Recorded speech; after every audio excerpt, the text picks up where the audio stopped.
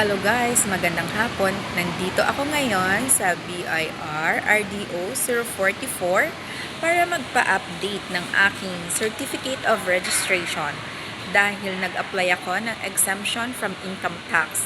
Dala-dala ko ang aking original COR, ang aking BMBE Certificate of Authority, yung aking valid ID, naka-photocopy na, at nag-fill up ako ng BIR Form 1905 para mag-update ng registration record sa BIR.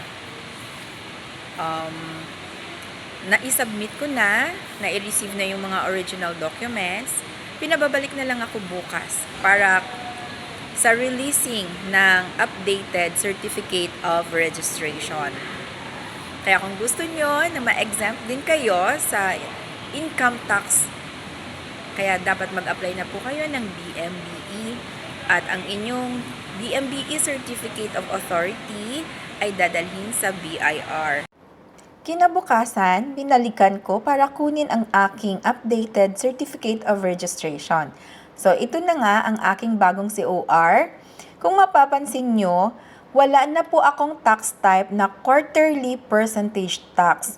Wala na ang BIR Form 1701Q dyan sa tax forms dahil di-register na ang quarterly income tax. Bilang BMBE registered taxpayer, hindi na po ako required na mag-file ng 1701Q.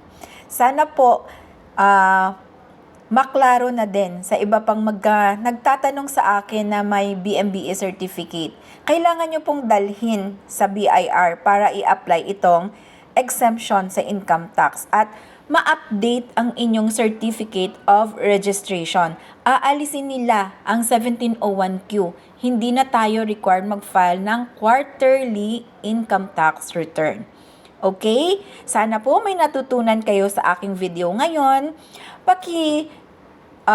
Share din po sa iba para malaman din po ng mga kapwa natin taxpayers. Maraming salamat po!